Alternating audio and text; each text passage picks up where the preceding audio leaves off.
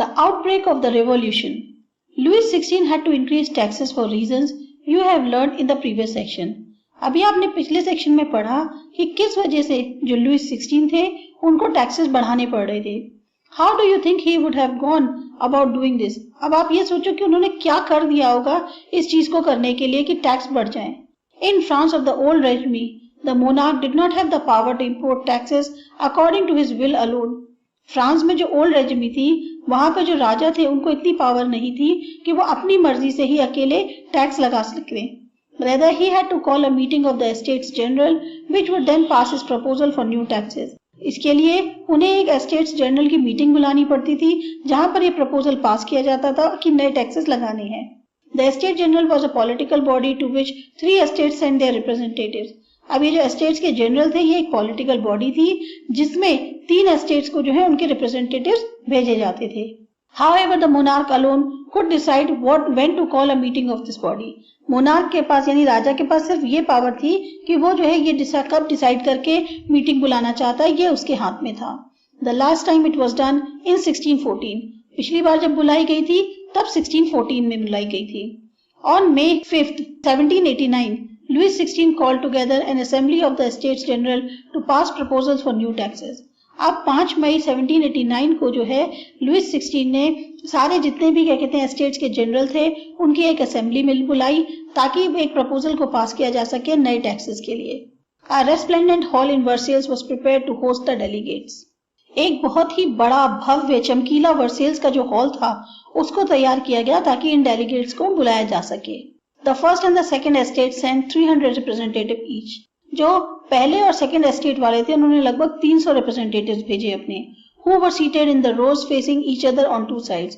वो ऐसे बैठे हुए थे कि 2 रोज में या इस तरह से रोज में बैठे थे कि दोनों जो हैं दोनों साइड से एक दूसरे के तरफ देख रहे थे. While the 600 members of the third estate had to stand at the back. जबकि जो 600 मेंबर थर्ड एस्टेट के आए थे उनको जो है पीछे खड़ा होना था. The third estate was represented by its more prosperous and educated members. और जो तीसरा एस्टेट था उसमें ज्यादातर जो वहां के रिच और पढ़े लिखे लोग थे वो आए थे. Peasants, artisans and women were denied to entry to the assembly. जितने भी लोग थे या ये जो क्राफ्ट पर्सन्स होते हैं या जो वुमेन्स हैं इनको मना किया गया था कि आप असेंबली में नहीं आ सकते. However, their grievances and demands were listed in some 40,000 letters which the representatives have brought with them. पर उनकी जितनी भी दुख तकलीफें थी या जो उनकी मांगे थी उनके लगभग 40,000 लेटर लेकर वो रिप्रेजेंटेटिव्स अपने साथ आए थे. Voting in the Estates General in the past had been conducting according to the principle that each estate had one vote.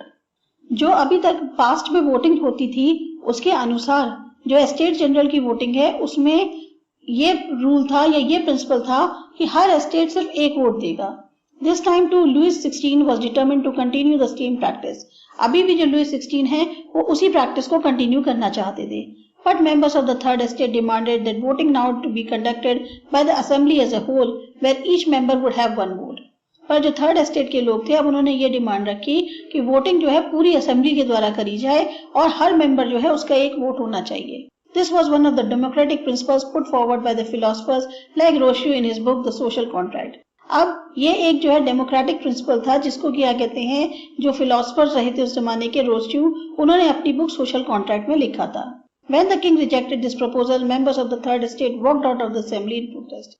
जब किंग ने जो है मना कर दिया उनके इन प्रपोजल के बारे में तो जो थर्ड एस्टेट के मेंबर्स थे वो सारे के सारे विरोध में बाहर निकल गए. The representatives of the third estate viewed themselves as spokesmen for the whole French nation. अब ये जो रिप्रेजेंटेटिव्स थे थर्ड स्टेट के वो अपने आप को इस तरह से देखते थे कि जैसे पूरा फ्रेंच नेशन जो भी है पूरा फ्रांस जो है उसके स्पोक पर्सन वो ही हैं.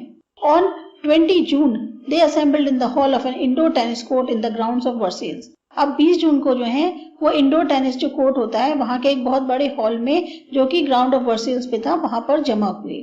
They declared themselves a national assembly and swore not to disperse till they had drafted a constitution for France that would limit the powers of the monarch. उन्होंने वहां पर अपने आप को जो है एक नेशनल असेंबली की तरह घोषित किया और ये कसम खाई कि हम तब तक यहाँ से नहीं हटेंगे जब तक कि हम फ्रांस का जो कॉन्स्टिट्यूशन है या संविधान है उसे पूरी तरह से बना नहीं लेते और जिसमें जो है जो मोनार्क है यानी जो राजा है उसकी पावर्स को कम नहीं कर देते. They were led by Mirabeau and Abbé Sieyès. अब इसके जो लीडर थे या जो उसको मेन लीड कर रहे थे वो मीराबियो और जो है एबे सेयस थे। Mirabeau was born in a noble family but was convinced of the needs to do away with the society of feudal privilege. अब मीराबू जो है वैसे तो नोबल फैमिली में पैदा हुए थे, लेकिन उनको भी लग रहा था कि ये ज़रूरत है कि ये जो जब रैंकिंग के अकॉर्डिंग जो सुविधाएं दी जाती हैं इसको हटाना चाहिए ऐसी सोसाइटी को। He brought out a journal and delivered powerful speeches to the crowd assembled at Versailles. उन्होंने जो है एक अपना आर्टिकल निकाला, साथ ही साथ क्या कहते हैं बहुत पावरफुल यानी लुभावनी स्पीचेस दी ताकि जो क्या कहते हैं उन क्राउड्स के लिए जो कि वर्सेल्स पर जमा हुए थे। Abbe Sieyes, originally a priest, wrote an influential pamphlet called What is the Third Estate? अब एसेस जो थे ये जो है क्या कहते हैं एक प्रीस्ट थे यानी एक पादरी थे और उन्होंने जो है एक इन्फ्लुएंशियल यानी बहुत ही प्रभावित करने वाला पैम्फलेट निकाला जिसका नाम था व्हाट इज थर्ड एस्टेट की थर्ड एस्टेट क्या है। While the National Assembly was busy at Versailles drafting a constitution, the rest of the France seethed with turmoil. जहां एक तरफ नेशनल असेंबली जो है वर्सेल्स में बिजी थी कि वो कॉन्स्टिट्यूशन लिख रही है या कॉन्स्टिट्यूशन को बना रही है, तो जितने जो बाकी फ्रांस थे या जो बाकी फ्रांस में लोग थे उनके में जो है एक तरह से खलबली मची हुई थी कि क्या होने वाला है। A severe winter had meant a bad harvest. Price of bread rose. Often bakers exploited the situation and hoarded supplies. अब जब बहुत ज्यादा सर्दी पड़ती थी तो क्या होता था कि फसल खराब हो जाती थी, ब्रेड के दाम बढ़ जाते थे, यहाँ तक कि जो बेकर्स हैं वो भी क्या कहते हैं उस टाइम पे शोषण करते थे यानी फायदा उठाते थे सिचुएशन का और सप्लाई को जो है जमा कर लेते थे। After spending hours in the long queues at the bakery, crowds of the angry women stormed into the shops. जब बहुत लंबे समय तक कई घंटों तक लाइन में खड़ी रहती थी जो बेकरी की, तब जो गुस्से में आ जाती थी लेडीज वो जो है शॉप पे हमला बोल देती थी। At the same time, the king ordered troops to move into the Paris. और इसी समय जो है किंग ने ऑर्डर दे दिया कि सारी सेना को कि तुम पेरिस में मूव कर जाओ। On 14 July, the agitated crowd stormed and destroyed the Bastille. इसीलिए जो 14 जुलाई को जो बहुत भड़का हुआ क्राउड था, गुस्से में जो था, उसने जो है पूरी तरह से बेस्टाइल पे धावा बोल दिया और उसको खत्म कर दिया। In the countryside, rumors spread from village to village that the lords of the manor had hired bands of brigands who were on their way to destroy the ripe crops. गांव में जो है अब तक ये अफवाह फैल गई थी, जो एक गांव से दूसरे गांव फैलती जा रही थी कि ये जो बहुत बड़े जागीर के जो मालिक हैं उन्होंने बहुत हायर कर लिए हैं या किराए पे बहुत ऐसे लोगों को बुला रहे हैं जो लूटमार करते हैं या गुंडागर्दी करते हैं और वो जो है इनके सारे जितने भी पकी हुई फसल है उसको खराब करने के लिए आ रहे हैं। Caught in a frenzy of fear, peasants in several districts seized hoes and pitchforks and attacked Chaitoks. अब इस डर की वजह से लोग जो है डर में इतने ज्यादा पागल हो गए थे कि बहुत सारे लोग जो हैं अलग अलग डिस्ट्रिक्ट्स में उन्होंने अपने जो भी क्या कहते हैं उनके पास टूल्स थे, जैसे जो पिचफॉक्स होते हैं, पिचफॉक्स यानी होज और पिचफॉक्स ऐसे होते हैं कि एक लंबा लकड़ी का डंडा होता है और उस पर 2 मेटल के रॉड्स आगे निकले हुए थे, ज्यादातर जो है भूसा उठाने वगैरह के काम आते हैं, उसको लेकर और उन्होंने चेटॉक्स, ये चेटॉक्स क्या था, एक ऐसा पैलेस है जहां पर ये बड़े बड़े लोग रहते हैं, वहां पर उन्होंने हमला बोल दिया।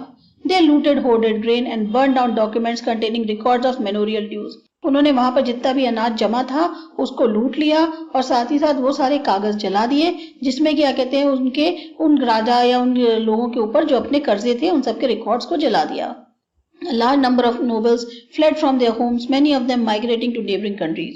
बहुत सारे जो बड़े बड़े लॉर्ड थे वो वहां से भाग गए अपने घरों से, बहुत से लोग जो है दूसरी कंट्रीज में चले गए।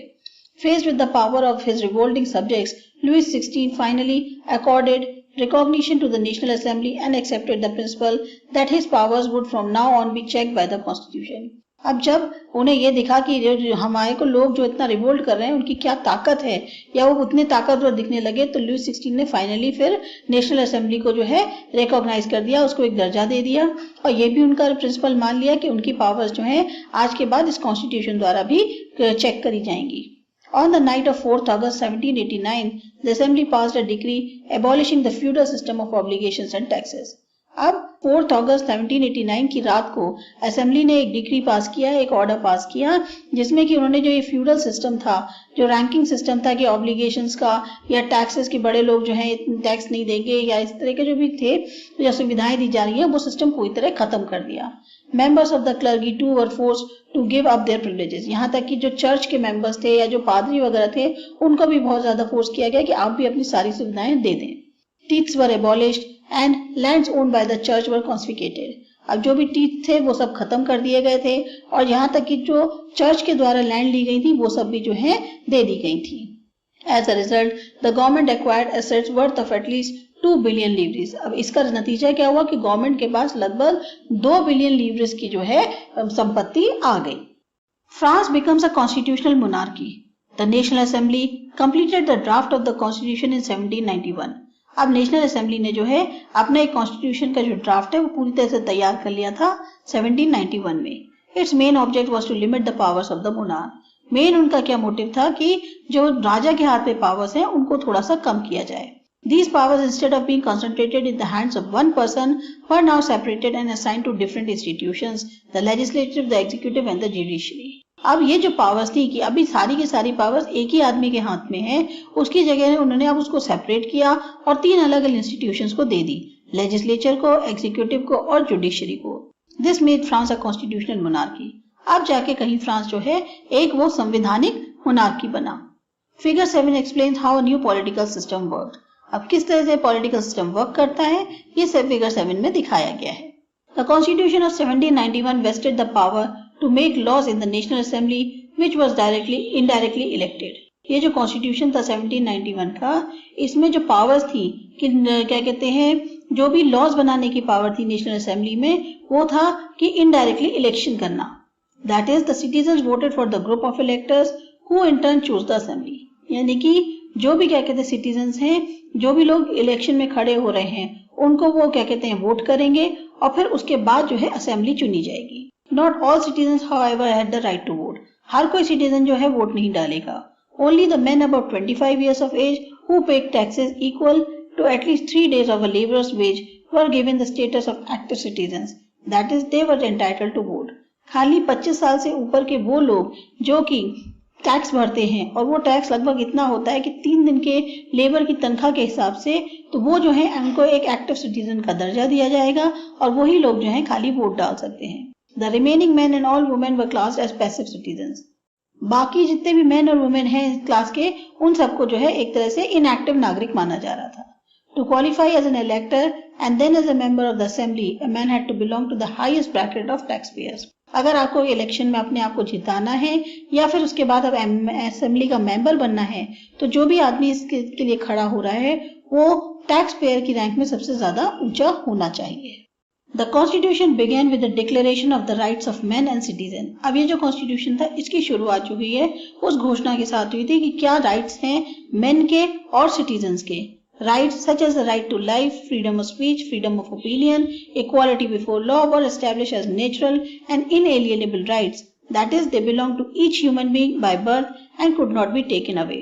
अब जो राइट्स जो है दी गई थी लोगों को, जैसे कि जीने की राइट है, बोलने की फ्रीडम है, ओपिनियन विचारों को व्यक्त करने का फ्रीडम है, लॉ के सामने सब बराबर हैं, ये सब जो है नेचुरल और इनएलिएबल राइट्स मानी गई. मतलब कि ये एक ऐसी राइट्स हैं जो कि ह्यूमन बीइंग को बाय बर्थ मिलती हैं और इनको नहीं लिया जा सकता. It was the duty of the state to protect and each citizens natural right. और ये जो है स्टेट की ड्यूटी बनती है कि जो भी सिटीजन्स की ये नेचुरल राइट्स हैं इनको पूरी तरीके से उसको प्रोटेक्ट करना है.